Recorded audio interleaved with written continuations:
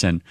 We discussed a lot. We discussed my biography, kind of the origin story of Turning Point USA, and it was a phenomenal honor. And so I'm going to walk you through it, actually, and kind of give you some commentary and some things to go even deeper into some of the stuff we talked about. So we started with Dr. Peterson asking a very provocative and funny question about insulin resistance. It's quite a start to the conversation. Listen. So I've got a gotcha question for you. So now you're warned. Okay. So you know that Robert F. Kennedy and Mehmet Oz, and I suppose Jay Bhattacharya too, are all hands on deck to restore American health. And that likely the biggest problem that's confronting us is insulin resistance. I agree with that. Too much, way too much sugar and obesity and all that goes along with it. But insulin resistance it's just devastating. It makes you old, it makes you diabetic. It's terrible. It interferes with your cognition. It increases the probability that you'll get Alzheimer's. And that's all linked to carbohydrate excess intake, right? You agree with all that? I agree with that. Okay, and yet, when you were in high school, one of the first things you did to begin your political career was agitate for a, reduction or stabilization of the price of cookies at the school? We were against cookie inflation. Yeah, so looking back from your position of wisdom 13, 14 years later, what do you have to say to the American public about your cookie advocacy? What I should have been advocating for, reduction in the hamburger or steak prices. You see, that would have been a much better health approach. But all kidding aside, the funny undercurrent of that is that's kind of what started my political advocacy. I know, and it is hilarious. I kind of look back, even just 13 years ago, when, cookie prices were the number one, concern. This was before DoorDash, this was before all that. And I look at these high school kids now, what they're able to order into high school, they have entire cubby rooms of like half of the high school class that is just getting takeout. So in our high school in the suburbs of Chicago, the biggest thing was these basically homemade cookies that nearly tripled in price over the course of a year. So we started Students Against Cookie Inflation, which was a rather righteous effort, I might say. How old were you? I was, at that time, 16, 17 years old. 16. And how much before that do you think your interest in the political developed? I definitely had an interest. I'd say I was really fascinated by American history, why we were a great country. It was hard to not be politically oriented or opinionated based on the time that I grew up in. Understand the time and place. When I was in 8th grade, this guy named Barack Obama came onto the political scene from Chicago, and everybody had an opinion about him. In fact, he became... Where were you at the time? I was in the suburbs of Chicago.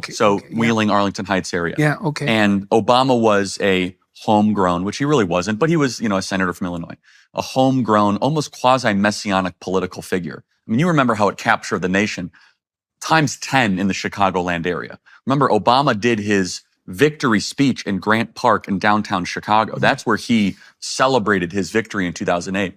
And so it was just an all-encompassing, almost, political moment where it was at very high social cost to be disagreeable with the rise of Obama in 2008. And mind you, I was a 7th or 8th grader at the time, and actually going into 9th grade. And so I decided at my very best to push back. Oh, really? Is he going to fulfill all these promises? Is he really going to be able to bring utopia? And admittedly, I was rather clumsy and shallow in my capacity to be able to articulate those beliefs. But I had something in me that wanted to push back against the orthodoxy of the time. So to kind of expand on that, I got my start protesting cookie prices. It was Students Against Cookie Inflation. We called it Sachi. And it was a lot of fun at Wheeling High School. By the way, if any of you guys are in the Chicago suburbs, leave us a YouTube comment. Would love to hear where you're from. It's a great place to grow up, and it's just gone so insufferably woke. Wheeling was this amazing place where no one cared about the color of your skin or where you were, where you're from, your background. And now it's just, unfortunately, completely lost its core or its center. Even though it was a very racially diverse school, no one cared. So we then talk about woke. Where does it come from? And a little bit more of my origin story. Here's Dr. Peterson and I talking about the pre-woke period. I met you. Do you remember when we first met? Was it 2016, 2017? It might have been 17, 18. I came to Toronto because and still to this day, this is correct, I was so moved by your lectures and your videos that they significantly changed my life. And I really wanted to meet you more than anything else. And Yeah, so yeah. Well, I remember you were kind that. enough to make time for that. Yeah, well, I remember that meeting, and I remember trying to figure out who you were because of what you were doing and the fact that you had this remarkable organizational capacity. But what I'm interested in now, when you is what I'm very interested in trying to figure out what inclined you to take the path that you took. Now, you said, okay, so you said Obama, but you said something else at the same time. You said that you had been reading American history, okay, and that you were concerned with, interested in, and convinced by, I suppose, all of those, this issue of what made America great. Correct. Okay, so now, so this is interesting and worth taking apart because for decades, certainly since the 60s, the typical pathway for someone young who was assessing the history of his or her country would have been to read it through a highly critical lens. So, for example, I remember when I was 13 or 14, so that would have been mid-70s, I was reading Fear and Loathing in Las Vegas and some of the so-called new journalists. And they weren't of the left exactly the way you would conceptualize the left now. They were more like radical literary figures, I would say. But the mid-70s ethos certainly was to read history, sociology critically. And I don't mean you were being uncritical. I mean to take an anti-establishment stance. Yes. Like in the 60s, that was all, anti-establishment, free love, the sexual revolution is coming, everyone's going to be free. By the time the 70s came along, which was the milieu I was embedded in, all of the optimism of the 60s had pretty much vanished, but all of the cynicism 100% remained. Now you, though, interestingly enough, in Chicago, and this would be mid-2000s. So quite 2008, 2009. Right, near the end of the first decade of the 2000s. You were reading American history, and as you said, in the height of the Obama Craze. fervor, sure. But your take was positive and patriotic. Correct. So why? Why do you think that was? Like, what do you think what made you different? Like, when I met you, you were very, I would say, relatively sheltered still, and very, very straight-laced. And from the Canadian perspective, you were it appeared to me that you were of that American evangelical stripe, which we have some of in Alberta, not a lot. It's not really a Canadian thing. And so when I met you, I thought, okay, so that's Charlie's, that's the cauldron, the matrix out of which he emerged. Maybe cauldron's not the right metaphor. But I'm curious, like, why do you think that your political rebellion took a conservative form when that it's not common for young people, and it certainly wasn't the pattern of the time from, say, 1965 probably till about when you were adolescent. So that's a phenomenal analysis and question. Let me just add to it. The literature, the non-political, non-historical literature that we were being assigned in 6th, 7th, 8th grade was what I call pre-woke. It was almost there. And so it was like books that come to mind is a book called like Things Fall Apart. I don't know if you're familiar with this book. Chinua Achebe, I think. Yeah, exactly. I think it was the main character was Okonkwo. I could be wrong. I'm just drawing from like 13, 14 years. Basically, the entire premise of the book, based on my memory, is that there are this wonderful tribe, and they all get along in Africa, and these evil colonialists come in, and things fall apart, and there's internal strife. And the end of the book is basically the summary of all of these relationships of these evil colonialists that say, and here's the history of just the sub-Saharan Africa, basically dismissing all of the complexities and the beauties of this specific right. So tribe. It's kind of a testament to Rousseau, but it was written by an African, that book. Correct. And again, I'm drawing from almost a decade-old memory, but I remember the discussions we'd have in class were very much anti-colonialist, anti-Western, that we are the contaminants on the world, that we are polluting other tribes. And again, mind you, that we're in 8th or 9th grade discussing this, so I don't know what post-structuralism is or postmodernism is, but it was pre-woke. We weren't quite there though. And so from the historical standpoint, it was not 1619 Project, but it was, we're going to spend a whole month on slavery and we're going to spend 3 days on the founding. Right. And did you spend any of the time when you were studying slavery assessing the fact that the UK was the only country that's ever existed in the history of the world that spent, 2 centuries and a tremendous proportion of its treasury eradicating slavery around the world at the behest of Protestant Christians? Correct. Because that's the story. And I never remember knowing the name Wilburforce. Wilburforce, yeah. See, this is a very interesting thing. I actually didn't come across, this is so strange, but life is very strange. I didn't come across the name Wilburforce till I was probably in my 40s. Isn't that amazing? It's beyond comprehension. I didn't get to know him until the last 5 years. Last 5 years. Yeah. Is that right, eh? Is that right? Even in the political even in that world. milieu. I might have heard it, but not until someone looked at me seriously and said, you have to study this guy. This is a preacher. This is a man of faith that led to the abolition of slavery probably in the entire... Under impossible conditions. Exactly. Right? He devoted his whole life to it. And the link between that and the religious ideation is rock solid. It's one-to-one. It's one-to-one, absolutely. And it's also the case that his ideas wouldn't have fallen on fertile ground, because they did relatively. Like when you can make a radical cultural shift in one lifetime, which is no time at all historically, you know that you're at the forefront of ideas whose time has come. Yes. And that was clearly the case for Wilberforce. And he certainly is one of those people who stood up against the greedy, self-centered, and malevolent ethos of his time. But the UK swung around behind him impossibly rapidly, and then with their full might. And I've learned a lot of things in the last 10 years that have shocked me so bad I don't know how to recover exactly. And one of them was that the public school system was set up by fascists on the Prussian military model. I've never been able to figure out exactly what to do with that. They were literally trying to make thoughtless worker drones. Desk workers.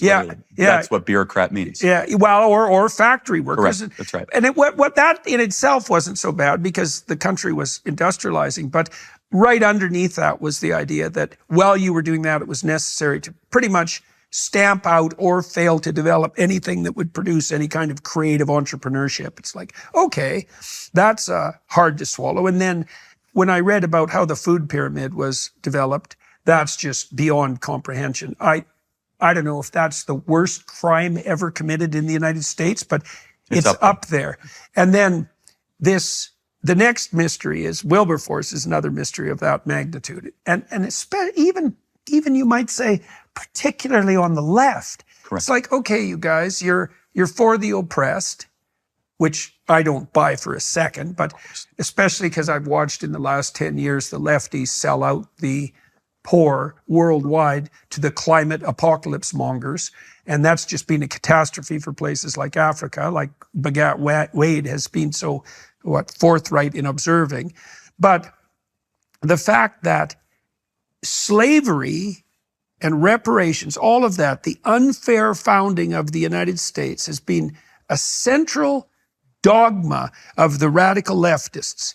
They blame slavery on the West, and the fact that the radical types have control over the education system means that no one, even educated in a conservative milieu, knows who the hell Wilberforce was. And I just don't know or Thaddeus Stevens, or the heroism of John Quincy Adams. Those would be, some main protagonist characters for the abolition of slavery here in America. And so when I was in 9th, 10th, and 11th grade, something in me, and I don't quite know, my parents very patriotic, but not political. Patriotic, but not political. They're conservative, but we were not a political family, but very patriotic. Something in me desired to try to find the other side of the story, to try to push back a little bit from the incessant narrative that was being built. And I do want to make sure this is clear. We were not yet at the place where the teachers were saying America was racist. In fact, it was actually much more insidious than that. And so that even in 2008, that In still fact, wasn't occurring. I could make, at least in my environment, I could make an argument, though, that what they were doing when I was in high school is actually long-term much more effective to create revolutionaries for the left than what they're doing now, because it really didn't warrant that much of a backlash. It wasn't overly provocative. They weren't saying to the white kids in class, hey, go sit on this side of the class, and black kids on this side of the class. Yeah, well, those things always happen one tiny step at a time. Of course, but when I was being schooled, there was no parents showing up at school board meetings about critical race theory. Now, these elements were laced throughout all of the curriculum. Right. And it took a very discerning eye. And for whatever reason, how I was raised or just something in me, around 10th or 11th grade, I asked the question. I said, look, we have spent an entire month on slavery. Totally get it. Terrible thing. But we spent so little time on the brilliance of the founders and what they've created and the greatest political document in human history and what went into that.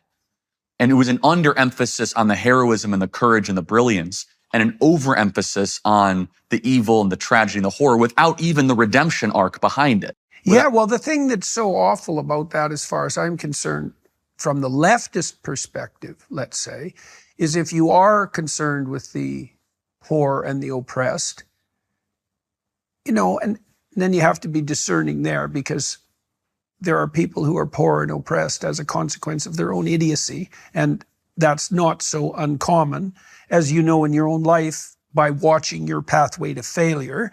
So, but given that there are people who are unfortunate, you'd think that the appropriate tack would be to determine who in history served them most effectively. And I just can't see anyone you could possibly point to who did that more effectively than Wilburforce, ever. And so you would think that instead of erecting monuments to Lenin, the leftists would erect monuments to Wilburforce. But not only do they not do that, no one knows who the hell he was. It is one of the greatest memory holing of a hero in Western history. Yeah. I completely agree. Why is it? My hypothesis is he's Christian. Is that you cannot highlight a man of faith who did something with such valor and such significance. It is at odds with almost every other fundamental narrative that they must try to present. Yeah, that's right. I think that's right, that it is fundamentally, but that begs another question, and that would be why, given that Wilberforce was clearly a force for the good that Obama, for example, would have been pushing, right? By which I mean movement towards a polity where there was no racial or ethnic prejudice. If Wilberforce is the poster boy for that sort of effort, which if you understand his life and you read about it, I can't see how you can conclude that, then why would the lefties forego that merely to oppose the fact that his motivation was fundamentally Christian? Because that points to something deeper, right? It points to the fact that the true war, so to speak, isn't political. It's not left versus right. It's something deeper. And then if it is anti-Christian, then why? Like, what does that mean? Like, there's an Enlightenment element there, right? The Enlightenment types, especially after the French Revolution, generated this narrative that science and religion were radically opposed, and that if you were on the side of religion, you were against clear, rational, logical thinking. And so you could imagine a stream of anti-Christian sentiment emerging on the rationalist side, right? But it isn't obvious to me at all that the leftist types who don't talk about Wilberforce are anti-Christian because they're scientific rationalists. No way. All you have to do is talk to them for like 15 seconds and you find out that that's not the case. They might use those arguments from time to time, but they certainly don't apply the rigors of scientific thinking to their own radical hypotheses. So it's deeper than that. And so what is it exactly that they're objecting to? Is it the fact that the more radical leftist story, Marxist, let's say, is in its essence anti-Christian, which I think is a fair statement, but why would that be more important? This is the strange thing. Why would that be more important than serving the poor and fighting for the abolition of slavery and all of its associated prejudices? Because it still doesn't get you out of the conundrum, which is why not Wilburforce? Instead of tearing down statues, why not erect statues to him? Yeah, so, well, I know that's a hard thing to sort out, but you got any? Yeah, obviously you were feeling something this in high school, that's right? Correct. You guys are throwing out the baby with the bathwater here. Correct. Yeah, which baby exactly? So my initial thought is that the leftist types, the ones that really understand it, they do not seek to achieve what a Wilberforce type figure would want, which is actual liberation and actual eradication of evil. Yeah. I hate to say it. I think they just want to be in charge. Yeah, no, I think... And okay, so let's pivot on that for a minute. Okay, so, because this is a problem that's going to face the right, and is already, and we can talk about that. So, there are a group of people, 4% of the population, and then there's still a fringe around that would maybe be another 5% where you'd have to take it seriously. And so, they're in the psychiatric diagnostic literature, they fall under the cluster B heading. Okay, they're histrionic, which means they're dramatic, and I suppose if they're healthy and histrionic, then they become actors, right, and entertainers. So there's a positive spin on that. But if they're negative histrionic, they dramatize their pathology and use it as a weapon. Okay, they're narcissistic, which means they want unearned social status. They're psychopathic, which means they're predatory parasites, and they're antisocial, and that's just your standard criminal types. So that all fits in cluster B. Then there's personality traits that go along with that. Machiavellian, they use language not to convey information, but to manipulate, and to manipulate instrumentally for their own purposes. So if I'm speaking with you in a Machiavellian manner, I have a goal in mind that has nothing to do with the words that I'm using. You may have talked to journalists like that many times. Many times. Yes, many times. Okay. So they're Machiavellian. That's so well said. They're narcissistic. Again, that's an overlap. They're psychopathic. Oh, yes. And on the personality side, that associates with sadism. And so all of that culminates in a personality style that has the proclivity to take positive delight in the unnecessary suffering of others. Okay, so now those people, let's say they're 4% of the population. Okay, so this is what they do, is they look for a story that's working. Could be Christianity, Judaism, Marxism, could be conservatism, doesn't matter what the story is. They look to see where it has purchase. So where the people who play that game have power. They infiltrate that, they advertise themselves as the vanguard of that movement, and they do that for no other reason than to gain power. Right, and so this is politically agnostic. Now they'll guise themselves in political cloaks, and they'll learn all the tropes. I mean, this sort of thing, you can see this sort of thing emerging like mad on the right, on Twitter, for example. But it's been characteristic of the left for a long time, insofar as the left has power. But, you are the one who just said, I think they want power. Yes. That's part of that. In the biblical tradition, there's a battle always between the ethos that brings abundance.